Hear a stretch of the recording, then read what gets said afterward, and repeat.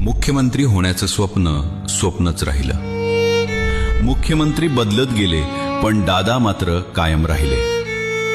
उपमुख्यमंत्री अजितदादां राजकारणाचा अफाट अनुभव, सकाळी 6 वाजल्यापासून कामाची शिस्त, निर्णय घेण्याची क्षमता असूनही तब्बल 6 वेळा मुख्यमंत्री पदानं अजितदादांना हुलकावणी दिली।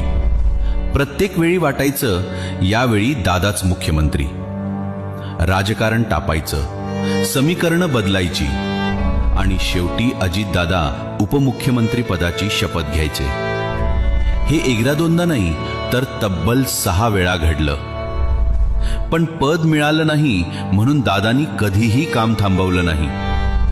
उलट प्रत्येक वेळी अजून जोमानं, अजून जबाबदारीनं काम केलं।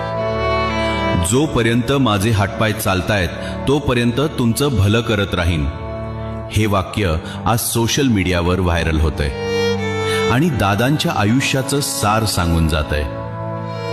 अजित पवार यांनी महाराष्ट्राचे अर्थमंत्री म्हणून किमान 11 वेळा बजेट सादर केलं। यावरूनच राज्याच्या राजकारणातील त्यांचं महत्त्व किती मोठं होतं हे दिसून येतं। राज्याच्या सर्वोच्च पदानं जरी हुलकावणी दिली तरी दादांनी नेहमीच सर्वोच्च काम करून दाखवलं। आज महाराष्ट्रानं एक कार्यकुशल, अनुभवी आणि संवेदनशील नेतृत्व गमावलं आहे। महाराष्ट्रातील एका अजित पर्वाचा आज अंत झाला, पण दादांच्या आठवणी, त्यांचं काम सदैव जिवंत राहील। जोपर्यंत माझे हातपाय हलतात ना तोपर्यंत तुमचं भलंच करीन, बाकी काय करणार। मी काम करून दाखवलं, मी कामाचा माणूस आहे, मी कामाचाच माणूस आहे।